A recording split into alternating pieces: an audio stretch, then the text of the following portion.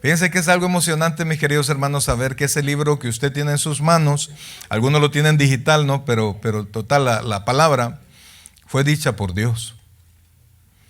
Dios escogió 40 hombres que escribieran. Estos hombres vivieron alrededor de, el lapso desde que se comenzó a escribir hasta que terminó, alrededor de 1500 años. Y es increíble, amados hermanos, 66 libros de diferentes tipos de autores, totalmente diferentes unos de otros. Y el libro no tiene una sola contradicción. No pierde el sentido de principio a fin. Quien diga que la Biblia tiene contradicciones, puede que una versión pueda tener errores, pero en esencia la Biblia no tiene errores, no tiene contradicción, y quienes sostengan eso es porque todavía no lo han leído bien. No lo han comprendido. ¿Lo tenemos ahí? Libro del profeta Ageo, capítulo 2, versículos, vamos a leer del versículo 1, vamos a leer hasta el 9. Póngale mucha atención, por favor, a la lectura de la palabra. Dice así: en el mes séptimo, a los 21 días del mes, vino palabra de Jehová por medio del profeta Ageo, diciendo: habla ahora a Zorobabel, hijo de Salatiel, gobernador de Judá, y a Josué, hijo de Josadac, sumo sacerdote, y al resto del pueblo, diciendo: ¿quién ha quedado entre vosotros que haya visto esta casa en su gloria primera? ¿Y cómo la veis ahora? ¿No es ella como nada delante de vuestros ojos? Pues ahora, Zorobabel, esfuérzate. Ahora, Zorobabel, esfuérzate, dice Jehová. Esfuérzate también Josué, hijo de Josadac, sumo sacerdote, y cobrad ánimo, pueblo todo de la tierra, dice Jehová, y trabajad, porque yo estoy con vosotros, dice Jehová de los ejércitos, según el pacto que hice con vosotros cuando salisteis de Egipto. Así mi espíritu estará en medio de vosotros. No temáis. Repite esas dos palabras: no temáis, porque así dice Jehová de los ejércitos: de aquí a poco yo haré temblar los cielos y la tierra, el mar y la tierra seca, y haré temblar a todas las naciones, y vendrá el deseado de todas las naciones, y llenaré de gloria esta casa, ha dicho Jehová de los ejércitos. Mía es la plata y mío es el oro, dice Jehová de los ejércitos. La gloria postrera de esta casa será mayor que la primera, ha dicho Jehová de los ejércitos, y daré paz en este lugar, dice Jehová de los ejércitos. Oh buen Dios y Padre nuestro, en este momento, Señor, estamos acá en tu casa, Padre, agradecidos por tu palabra, Señor, y agradecidos, Dios, porque día con día tú nos enseñas, Padre, de buenas y de malas maneras a creer en ti, Señor, a esperar en ti, a depender de ti, Señor. No a depender de lo que nuestros ojos ven, no a depender a esperar el sol o la luna, sino que estar quieto contigo, Señor, haciendo lo que tú nos has mandado hacer. Bendice la vida de tus hijos, Señor. Bendice la vida de cada uno de los que estamos acá, porque hemos venido a buscar tu nombre, Señor. Hemos venido a buscar tu consejo. A muy pocas personas quizás le puede interesar lo que piensa este inútil pastor, pero tu palabra nos llena a todos, Señor. Háblanos, Señor, enséñanos hoy, Padre. Que sea tu Santo Espíritu quien tome el lugar del Maestro en este lugar, y permite que cada uno de nosotros pueda hacer a un lado cualquier cosa y poder poner atención a lo que tú nos vas a enseñar en esta noche. Gracias, Padre, gracias, Dios. Te alabamos y te bendecimos. En el nombre de Jesús decimos todos: amén y amén. Pueden sentarse, por favor. Bien, amados, fíjense que en la vida, pues uno emprende tareas con la intención de terminarlas bien. Yo creo que nadie emprende un negocio con la intención de quedar debiendo, ¿verdad? O de que todo quede a medias, ¿verdad? Tenemos que hacer cálculos si podemos o no podemos, pero al final el entusiasmo a veces nos gana, ¿verdad? Y vamos y emprendemos cosas. Y cuando la situación comienza a menguar o comienza a no salir como nosotros pensamos, nos comenzamos a decepcionar. Y la decepción pues corroe, por supuesto, el ánimo, y con el ánimo pues va decayendo todo. De hecho, la palabra ánimo tiene mucho que ver con alma. ¿verdad? Entonces decaemos en fuerza, decaemos en propósito. Y cuando no tenemos nuestros objetivos bien puestos y solo dependemos del entusiasmo, del ánimo, pues dejamos tareas a medias. Y eso es un problema, pues. Porque a veces y muchas veces las tareas que estamos haciendo las estamos haciendo en el nombre del Señor. Y a pesar de que las hacemos en el nombre del Señor, dependemos mucho de nuestro propio ánimo, de nuestro propio entusiasmo. Y necesitamos personas a la par nuestra que nos estén entusiasmando, ¿verdad? Los líderes, pues somos llamados a entusiasmar a los hermanos, a que no decaigan, para que perseveren, ¿verdad? Para que sus ojos los pongan en Jesucristo y sigan adelante. Pero por mucho que los líderes querramos cubrirlos a ustedes con cualquier cosa para que no se golpeen, les tengo noticias, se van a golpear. Tratamos de darles brújulas, por decirlo así, para que no se pierda. Le tengo noticias, se va a perder. Hacemos todo y tratamos de predicar de la mejor manera para que usted no piense mal de la palabra de Dios, pero ojo, va a pensar mal. Porque no somos perfectos. Y en nuestra humanidad dependemos demasiado de lo que nuestros ojitos ven, de lo que nuestros oídos escuchan, de lo que nuestras manos pueden palpar. Nos entusiasmamos de las cosas materiales porque siempre nosotros las relacionamos con la bendición de Dios. Pero quiero decirle que no necesariamente algo material refleja la bendición de Dios. Algunos lo material pues los corrompe, ¿verdad? El dinero no es malo, pero tiene la característica, oiga esto por favor, de corroer el disfraz de buena persona que algunos tenemos. Cuando viene el dinero, cuando tenemos el dinero suficiente para que no nos importe lo que diga alguien, pues actuamos y decimos las cosas, ¿verdad? Dice el proverbio que el rico pues habla con palabras fuertes, ¿verdad? Y entonces vamos nosotros caminando y todo eso nos anima, nos desanima y vamos nosotros de arriba para abajo, ¿verdad? Y no es eso lo que Dios quiere. El texto que nosotros tomamos, y este profeta le tocó predicar en un tiempo muy difícil, muy difícil.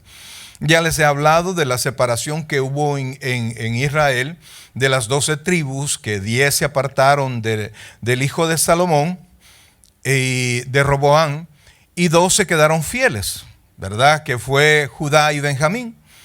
Los 2 reinos se separaron y por eso es que usted puede ver en la Biblia cuando se habla del reino del norte, del reino del sur, y se habla de Israel y se habla de Judá. Se partieron los reinos, por eso hay reinos de un lado, reinos del otro. Y pues en su tiempo, cada uno de estos pueblos fue infiel al Señor. Y Dios, amados hermanos, si hay algo que aborrece, es la idolatría, es la infidelidad, es que usted ponga a algo o a alguien en el lugar de Dios. Porque yo sé que aquí pues no hay idólatras en el sentido de un ídolo colgado en la pared o algo así, ¿verdad? Sabemos que eso ya no es, pero si es el trabajo, si es la familia, si es esto, si es lo otro, y entonces ponemos a Dios abajo. Y eso, amados hermanos, eso es algo que, si usted lo busca en la Biblia, es algo que le molesta a Dios, porque Dios quiere tener el primer lugar. Si hay un trono en su corazón y usted está sentado en su trono, mi hermano, levántese de ahí, porque ese trono es de Dios. Usted tiene que entregárselo a Dios para que sea Dios quien tome las decisiones en su vida y usted pueda caminar siempre en la voluntad de Dios. Pueda caminar siempre en la voluntad de Dios y sabiendo que aunque de repente la noche se ponga oscura, no importa la noche oscura porque la luz de Cristo ilumina nuestros corazones y podemos seguir adelante. Entonces, amados, Este Israel fue infiel y Dios en su momento fue y castigó a los dos reinos, amados. Castigó a los 2 reinos de tal manera que a Israel, el reino de Siria se lo llevó cautivo y no volvió a aparecer. Pero en cambio Judá fue sitiada por Nabucodonosor, el rey de Babilonia, y se llevó cautivo a la ciudad, en varias jornadas se llevó cautivo. y se llevaron a Babilonia a los israelitas. No era para que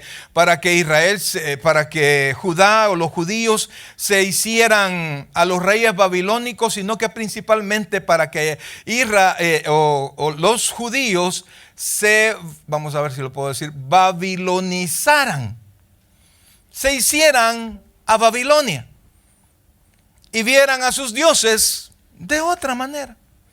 Ya no tuviera su Dios y la presencia de su Dios ya no fuera tan fuerte como alguna vez pensaron los judíos. Y entonces estuvieron allí y Jeremías profetizó que iban a estar en Babilonia 70 años. Jerusalén no quedó deshabitada, sino que la gente más pobre la dejaron ahí y después llegaron otros y empezaron a vivir ahí. Pero cerca del año 70, después del cautiverio, recordaron a Dios que la profecía eran 70 años y al final el rey Darío vino y formalizó el decreto que el rey Ciro había dado anteriormente de que Israel podía salir y que no se le impidiera la salida, sino que al contrario tuviese lo necesario para llegar a su tierra y poder levantar los muros que habían sido destruidos y el templo que había sido terminado, amados. El templo hermoso de Salomón fue destruido sin misericordia.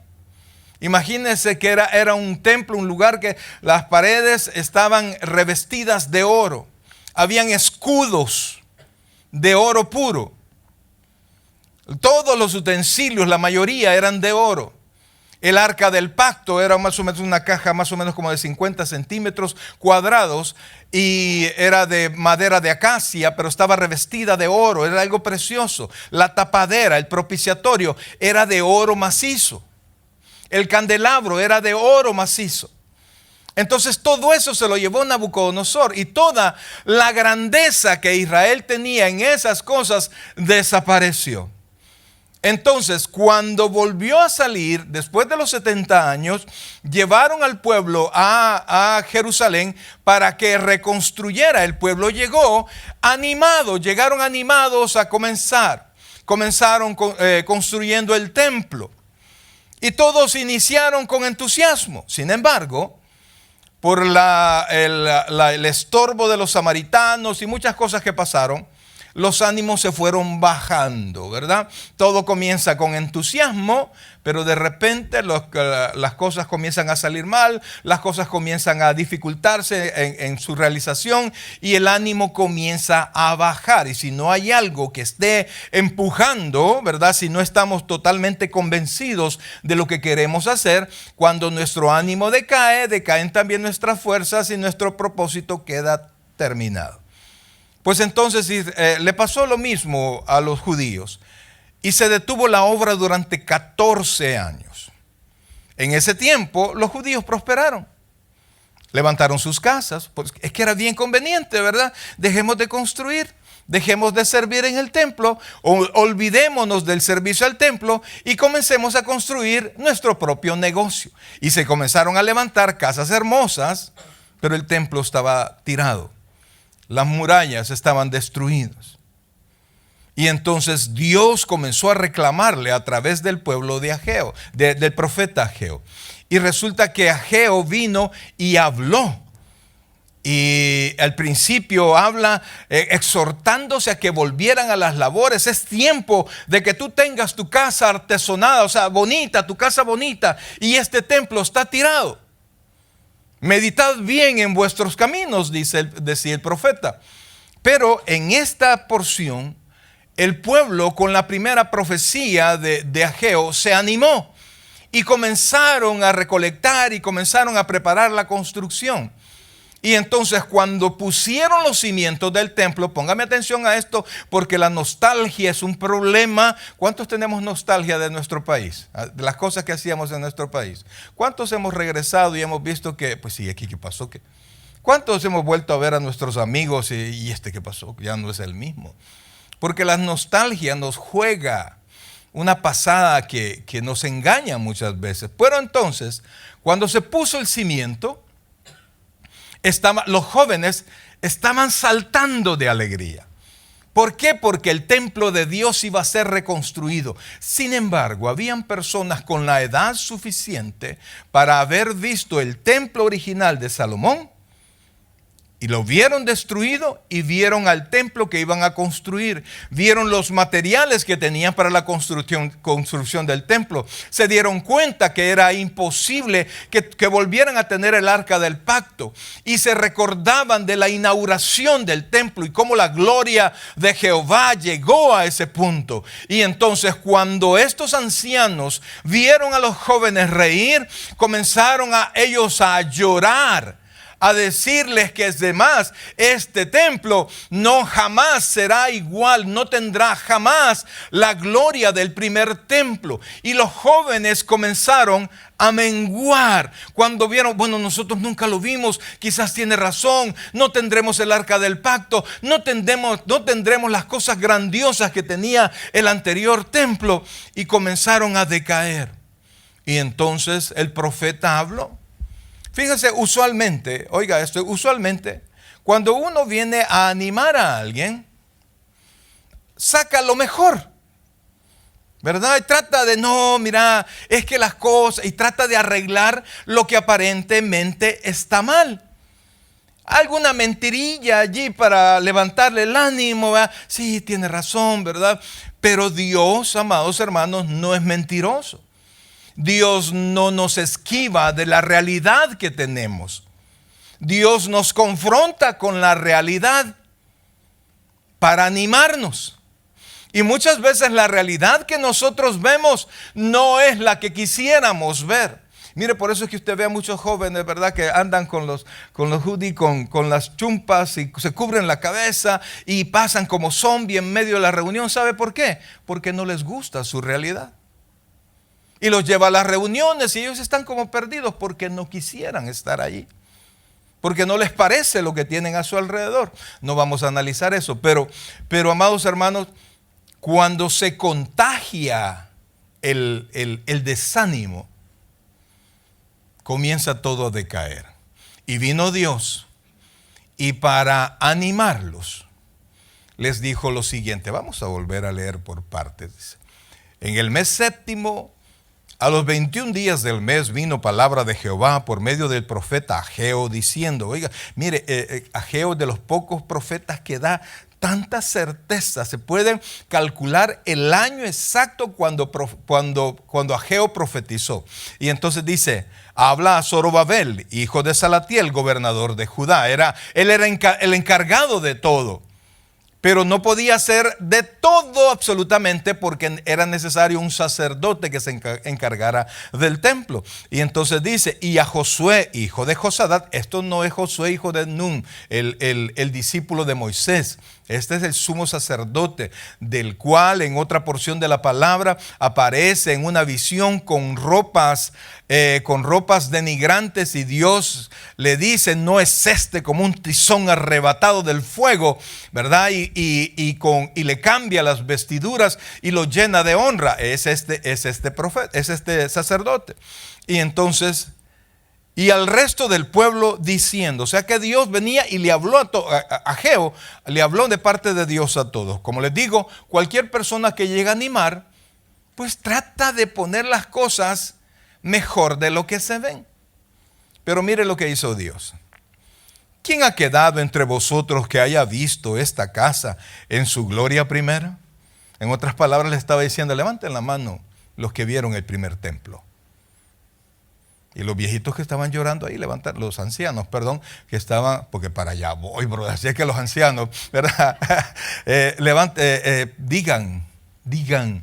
Y entonces Dios les dice, que haya visto esta casa en su gloria primera. ¿Y cómo la veis ahora? ¿No es ella como nada delante de vuestros ojos? Digo yo, ¿son palabras para animar, bro? ¿O para terminar de hundir? ¿Qué le parece a usted? ¿Ustedes creen que este templo no sirve para nada? Tienen razón. Eso les está diciendo. Porque los ojos del pueblo estaban en el templo. Y los ojos de los ancianos ni siquiera estaban en la construcción del templo, sino que la idea que ellos tenían del templo anterior, el templo que ya no existía. Y entonces Dios les enseñó, tienen razón, este templo de ninguna manera va a ser igual al anterior. Pero sigamos leyendo. Pues ahora, Zorobabel, mire, esfuérzate, dice Jehová. Amado, mire, hay algo que nosotros tenemos que entender. Dios nunca hace las cosas inventando a ver qué sale y tratándolo de componer, ¿verdad? Dios nunca improvisa. Dios solo tiene un plan. Dios no tiene plan A, plan B. No, amados. Nosotros tenemos todo el abecedario de planes por si acaso, ¿verdad? Porque nos equivocamos, porque nos desanimamos, porque cambiamos de opinión, porque la señora, porque los hijos, porque los hermanos, por mil cosas. Si me dice esto, voy a hacer esto. Y llevamos todo resuelto con el montón de planes, ¿verdad? Por si acaso algo sale mal. Dios no. Dios no cambia su plan. No hay manera de que Dios pueda hacerse para atrás. ¿Sabe por qué? Porque Él es omnisciente, Él es omnipotente, amados hermanos. Él sabe y puede todas las cosas. ¿Habrá Dios propuesto algo que no se haga realidad? ¿Quién podrá detenerlo? El apóstol Pablo dice que ni siquiera Dios tiene ni asesores, pues. ¿Quién fue su consejero? Nadie. Y entonces no hay manera de que Dios se equivoque o que Dios no pueda realizar algo. Entonces lo que Dios estaba, y ponga atención a esto, que esto es súper importante, porque nosotros no tenemos un templo donde se presenten sacrificios como se presentaban antes, pero sí tenemos un llamado de Dios a servir. Hay iglesias, amados, que han crecido increíblemente. Hay iglesias que son súper pequeñitas. Hay presupuestos enormes y hay presupuestos pequeños. Pero ni la iglesia, ni el presupuesto, ni la cabeza garantiza la conclusión de nada. Porque dice la Escritura que los caballos se preparan para la batalla, pero es Dios quien da la victoria. Dios estaba cambiando la dirección de la vista del pueblo, ¿cómo se llama? De Zorobabel y de Josué, para que no vieran los materiales, para que no vieran las cosas que tenían, sino que lo volvieran a ver a Él. Cuando nosotros quitamos la vista de Dios y la ponemos en los compañeros, en los amigos, en el esposo, en el trabajo, en su fuerza, amados hermanos, todo eso es efímero, todo eso puede cambiar. No importa la relación que alguien diga que tenga con usted, todo puede cambiar. ¿Está conmigo? Todo, porque somos humanos, porque no somos perfectos, porque es imposible tener un corazón constante toda la vida. Cambia. Y lo único que no cambia, bueno, hay dos cosas que no cambian. En este mundo lo que no cambia es que siempre hay cambio. Y lo que sobre todo no cambia es Dios. Porque la Biblia dice, mi querido hermano, que en Cristo, que en Dios no hay ni siquiera sombra de variación. Él es el único que no cambia. Su palabra no cambia, su oferta no cambia, su propuesta jamás cambia. Entonces, amados, Dios vino y le dijo, voy a tratar de parafrasear lo que aquí pasó. A pesar de que no tienes lo necesario como para construir un templo como el que antes tenías, a pesar de que parece que te vas a quedar corto y no tienes la provisión que antes tenía, a pesar de todo eso, su labor, la labor de Zorobabel, la labor de Josué y la labor del pueblo era ¿cuál? ¿Qué fue lo que le dijo Dios? Esfuérzate, dice Jehová. Usted probablemente tenga un gran presupuesto en su casa o probablemente no. Pero sea que usted tenga presupuesto o no, su labor es esforzarse.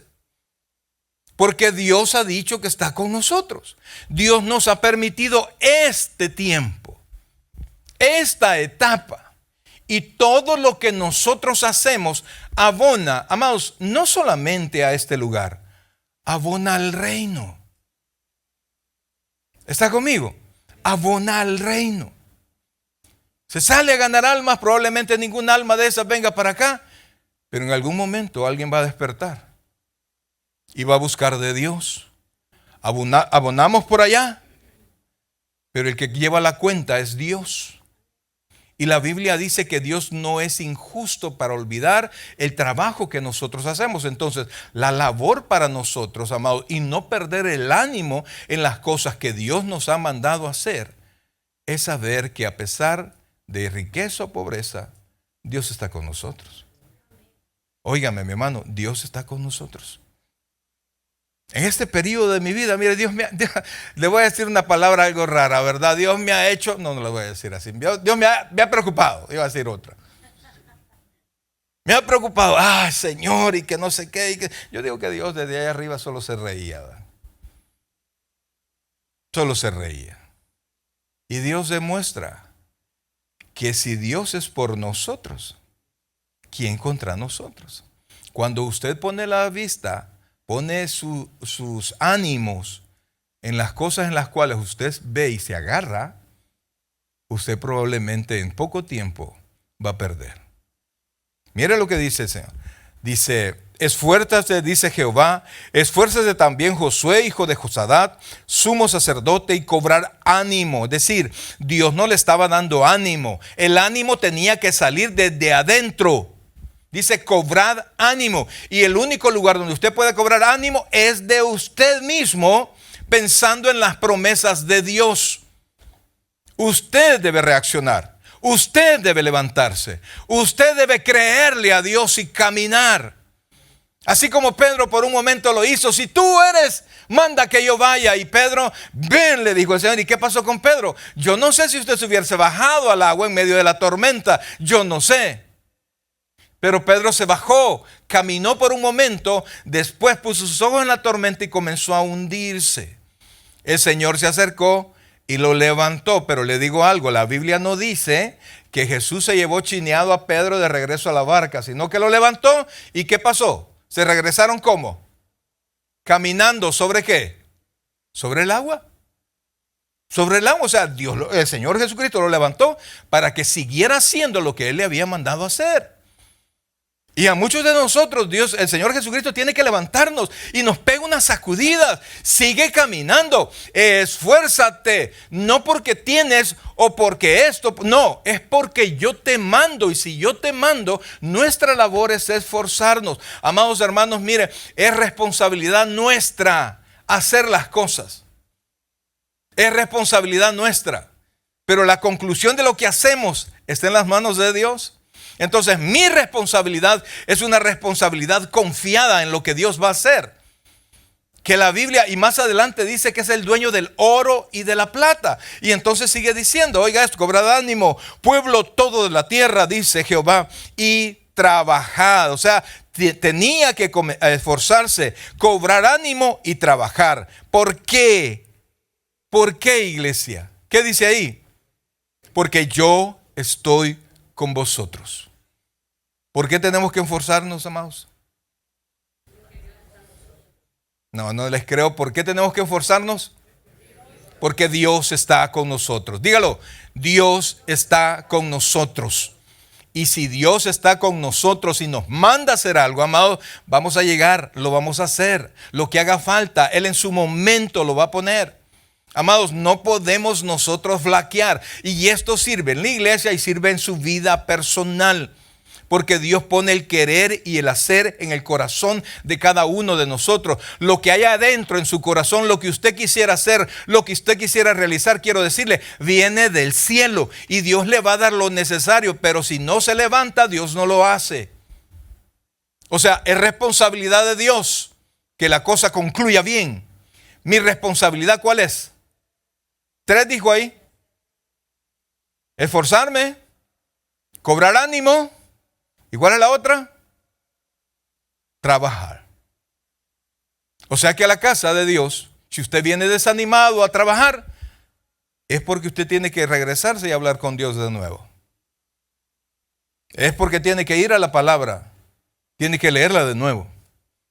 Es porque tiene que orar de nuevo y levantarse con el propósito de cobrar ánimo. Repito, iglesia, no espere que del cielo baje ánimo. Oiga bien, no espere que del cielo baje ánimo. Eso no pasa así. Eso viene por la fe. Y yo no sé en qué puede estar usted viviendo. Pero eso es que la carta a los Hebreos nos llama a poner los ojos en Jesús. ¿En quién? En Jesús, el autor y el consumador de la fe. Y oiga esto, por favor.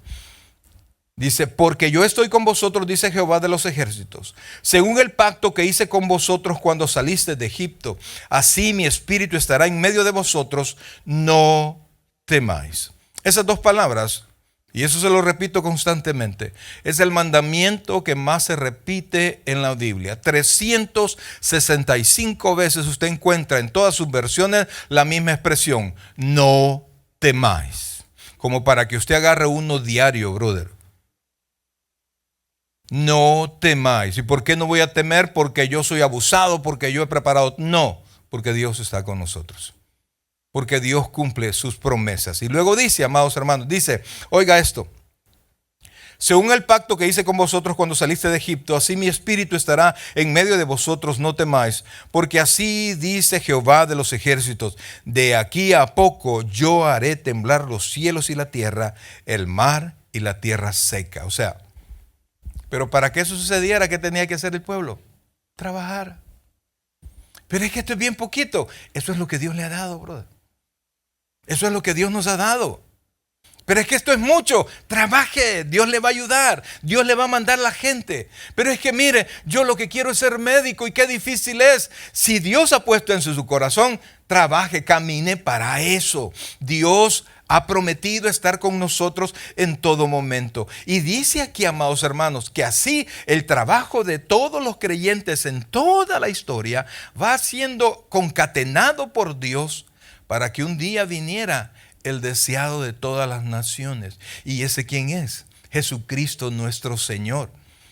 Y Jesús se fue y les dijo, ¿verdad? Nos mandó a predicar. ¿Por qué? ¿Por qué nos mandó a predicar? Porque Él va a regresar. Nosotros hacemos su trabajo, nosotros vamos y predicamos, nosotros hacemos, pero Él prometió que íbamos a concluirlo bien. Amados, yo sé que a veces nosotros mismos somos nuestros peores enemigos y nos decimos, ¿verdad? No, si siempre nos equivocamos, nunca nos salen bien las cosas. Amados hermanos, fíjense que Dios en todos los que ha tomado ha tenido que enfrentar lo mismo. Un día Dios hizo que un niño de entre miles de niños que mataran sobreviviera. Me refiero a Moisés. Y Dios, en su providencia, hizo que Moisés fuera criado, a pesar de que iba a ser muerto. Dios lo apartó, usted conoce toda la historia. Fue criado en el palacio con Faraón, tuvo la mejor educación que se podía tener. Pero en sus 40 años, en sus primeros 40 años, Moisés vivió pensando que él era alguien.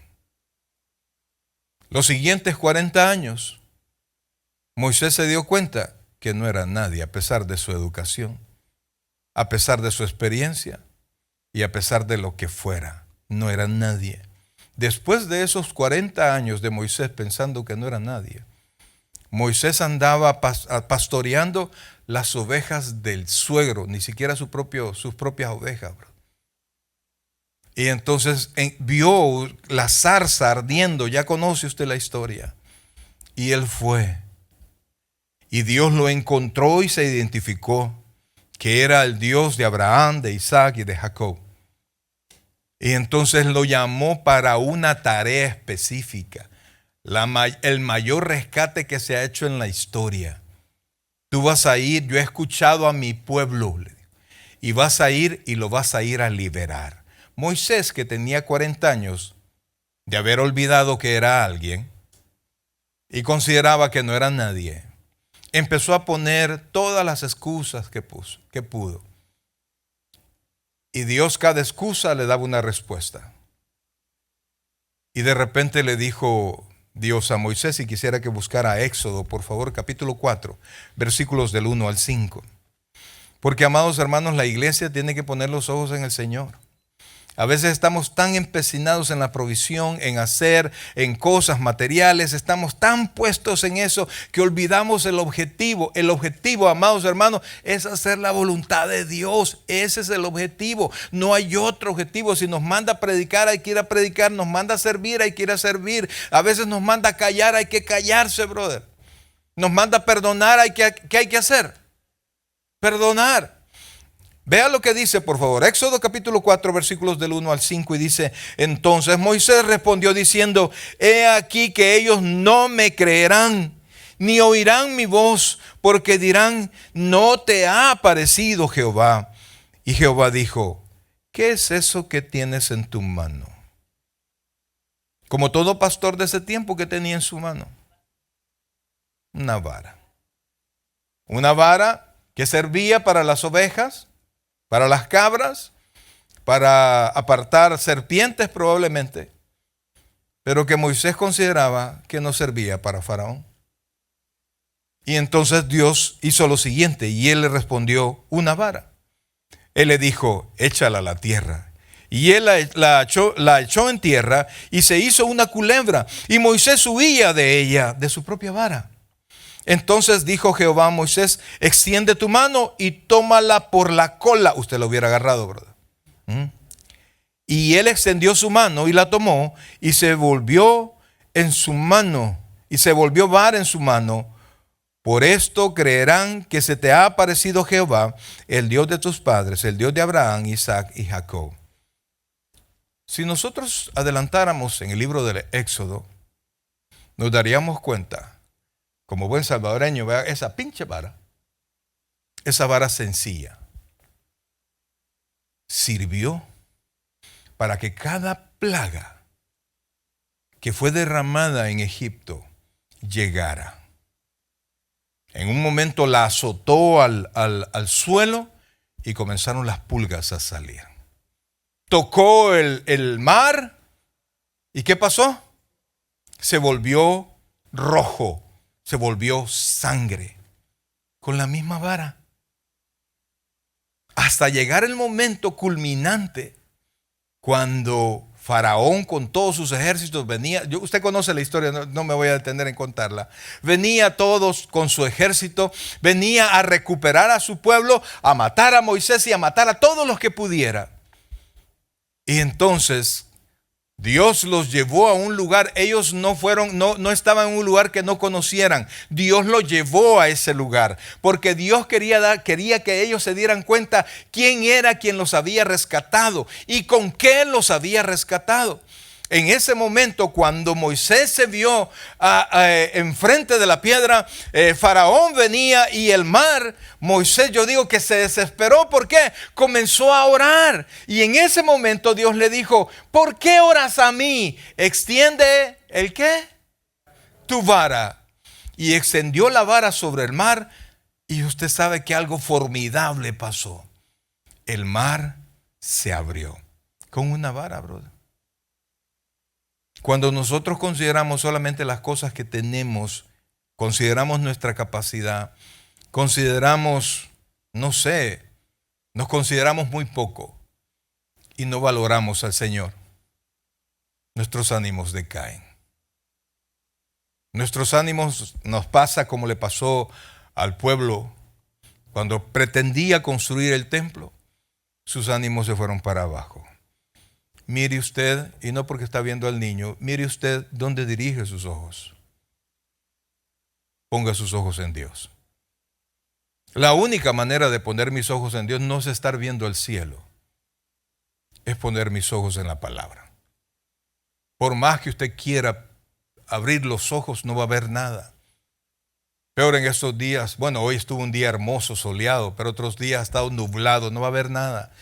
Y por eso es que nuestros ojos tienen que ir a la palabra, porque la palabra nos testifica quién es Dios, nos muestra el carácter de Dios, el Dios perfecto que nosotros tenemos, el Dios que no miente y el Dios que jamás, oiga bien, jamás ha sido vencido. Entonces, amados hermanos, ahí les digo, este tiempo pues hemos estado viendo cómo Dios va a hacer, pues, porque ¿y quién va a hacer si no hace Dios? ¿Quién nos va a ayudar a llegar si no lo hace Dios? Moisés, después de conocer lo que Dios había dicho, en una plática con Dios, busque Éxodo 33, por favor. Su respuesta a Dios fue totalmente diferente.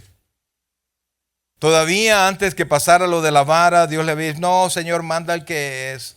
No, te has equivocado conmigo. Señor, yo soy tartamudo. Y Dios le decía, no doy yo la lengua al hombre, o no, tu hermano Aarón va a hablar en tu lugar. Y así estuvo hasta que le topó la cuerda a Dios. Pero después que Moisés conoció un poco más de Dios, mire lo que dice Éxodo 33, 14, por favor. Y él le dijo, mi presencia irá contigo y te daré descanso. Mire qué precioso cuando la presencia de Dios está con usted, sin importar lo que usted está viviendo. ¿Qué dice que va a dar? Descanso. Pero vea lo que le contestó Moisés. Y Moisés respondió, si tu presencia no ha de ir conmigo, ¿qué dice? No nos saques de aquí. Un muchacho en el cual acababa de fallecer su padre era rey. Era un muchacho, de verdad que sí. Y estaba a punto de recibir el reino de Israel, cuando todavía estaban las 12 tribus juntas. Y entonces Dios lo buscó a él, a pesar de que él era hijo de un adulterio. Pero Dios lo honró a él, Dios lo amó a él.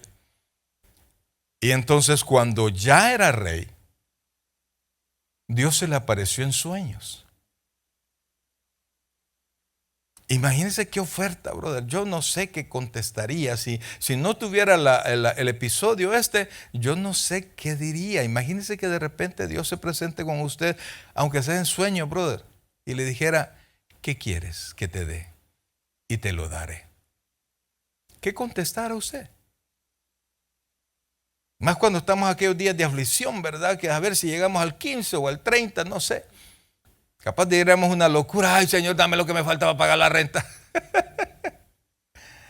Pero el muchacho en su sencillez le dijo, Señor, tú me has puesto a gobernar tu pueblo.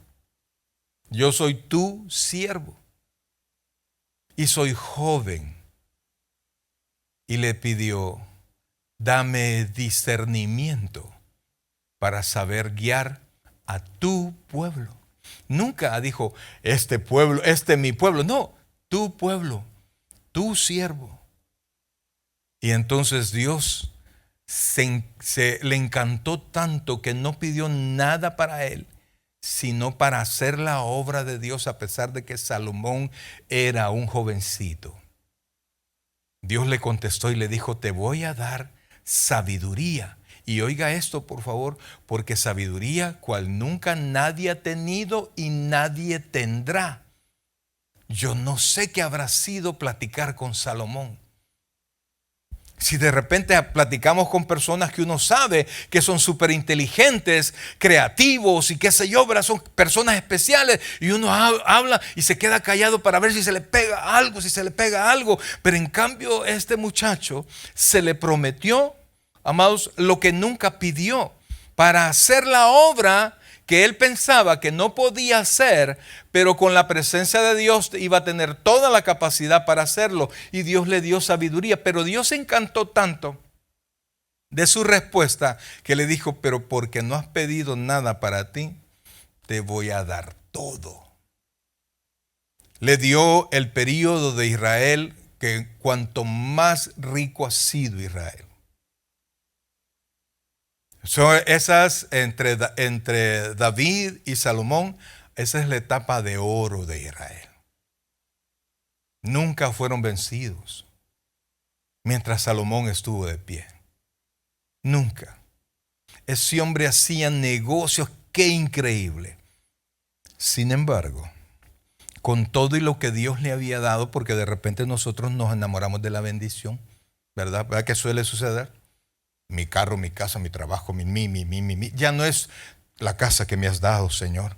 Los hijos que me has permitido. No, mis hijos, mi esposa, mi no sé qué. Y vamos cambiando de situación. Bájate de ahí que me voy a sentar yo. Y comenzamos nosotros a tomar la posición de Dios. Y entonces se nos olvida que como dice Pablo, lo que soy, lo soy por su gracia. Amén. Y entonces empezamos a tomar nuestras propias decisiones, a pesar de que Dios ya nos dio la provisión. Y nos enamoramos de la provisión y no del Dios de la provisión, porque eso suele suceder. Y yo creo que a muchos nos ha pasado en alguna circunstancia. Y entonces, amados hermanos, busque primer libro de Reyes, capítulo 11, versículo 1. Porque me interesa muchísimo, amados hermanos, que dejemos de poner tanto los ojos en la provisión y pongamos los ojos en el Dios de la provisión. Que dejemos de poner tanto los ojos en la promesa y pongamos nuestros ojos en el Dios de la promesa. Cuando usted tiene sus ojos puestos en Dios, la provisión y la promesa siempre van a estar ahí. ¿Lo tiene ahí, amados? Ya casi terminamos, iglesia.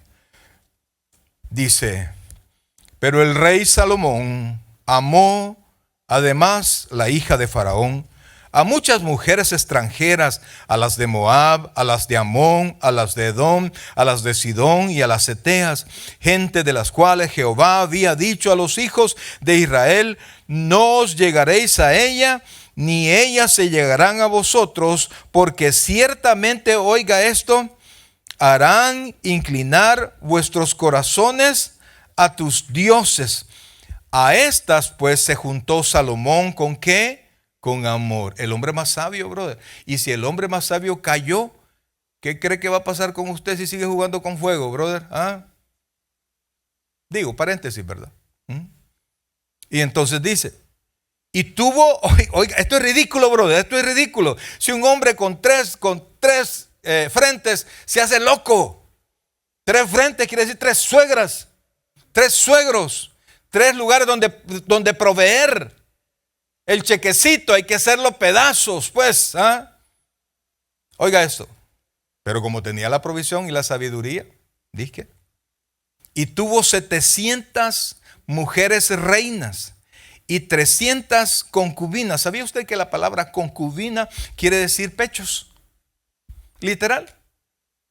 Hablando de un par de pechos, esa es la concubina. Es decir, que eran mujeres únicamente para placer sexual. ¿Cuántas dice? ¿Y por qué? No, brother, no añore eso, brother, no añore, usted no sabe, no puede con una, va a poder con... Bueno, dejemos eso. Entonces, y oiga esto, 700 concubinas y sus mujeres desviaron su corazón. Que eso es lo que pasa, brother. Eso es lo que pasa. Si tu corazón tiene que estar anclado en Dios, cualquier otra cosa te va a desviar de Dios. Y entonces dice, y cuando Salomón era ya viejo, es decir, que desde que comenzó esa aventura de mujeriego, llegó a viejo y no la dejó, brother.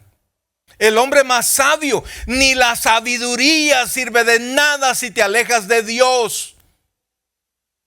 Amén, pastor. Les voy a dar chance. Ni la sabiduría sirve de nada si se alejan de Dios. Amén. Aleluya. Entonces, oiga esto, por favor.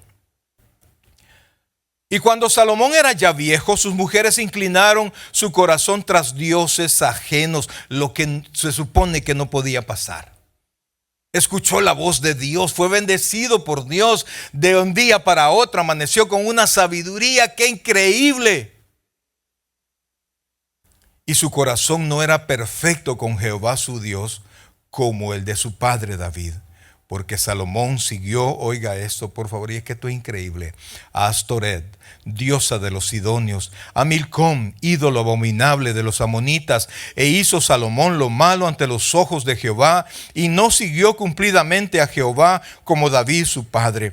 Entonces edificó Salomón, oiga esto, porque va avanzando la corrupción. Entonces edificó Salomón un lugar alto, a Quemos, ídolo abominable de Moab, en el monte que está enfrente de Jerusalén, y a Moloc, ídolo abominable de los hijos de Amón. A Moloc le tiraban niños y los quemaban. Así hizo para todas sus mujeres extranjeras, las cuales quemaban incienso y ofrecían sacrificios a sus dioses. Y se enojó Jehová contra Salomón, por cuanto su corazón se había apartado de Jehová Dios de Israel, que se le había aparecido 2 veces y le había mandado acerca de esto que no siguiese a dioses ajenos. Mas él no guardó lo que le mandó Jehová. Y dijo Jehová a Salomón: por cuanto ha habido esto en ti, y no has guardado mi pacto y mis estatutos que yo te mandé, romperé de ti el reino y lo entregaré a tu siervo. Yo lo que quiero es sabiduría. No, hermano, no, por favor, no. O sea, tampoco nos vamos a quedar tontos, sino que los ojos puestos en el Señor. Fíjense en el libro de Proverbios. Dice: clama la sabiduría en las calles. La sabiduría nos manda a llamar, vengan. Dice a los simples: vengan acá. ¿Hasta cuándo, oh simples, dejará tu simpleza? La traducción literal de simple es tonto, brother. La Biblia dice que puede hacer de un joven como que fuese un viejo experimentado en cuanto a sus razonamientos a través de la palabra de Dios. Pero todo eso no le sirvió a Salomón porque sus ojos se apartaron de Dios.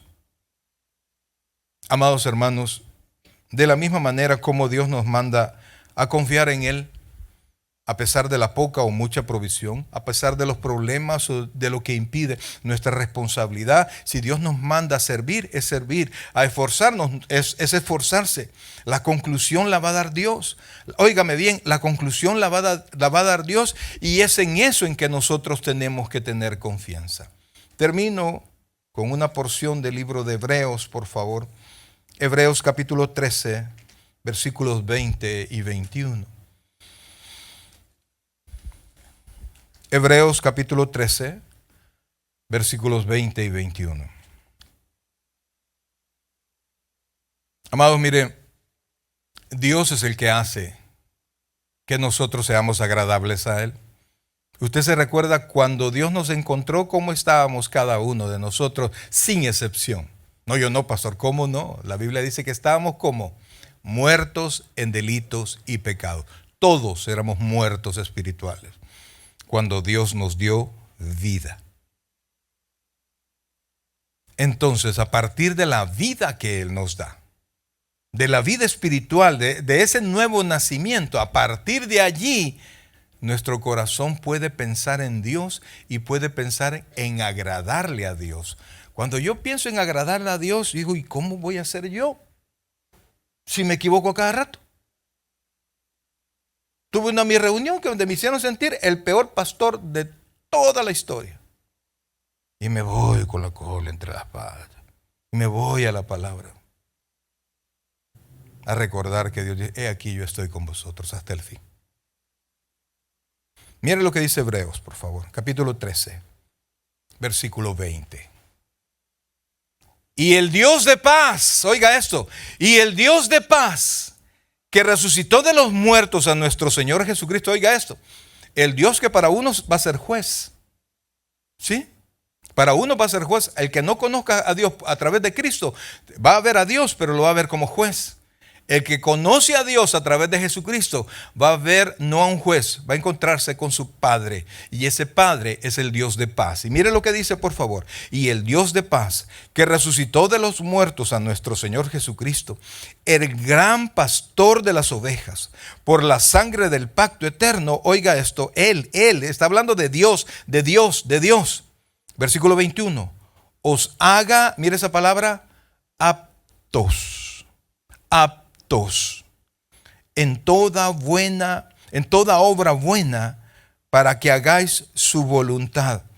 Hacer la voluntad de Dios es imposible para nosotros.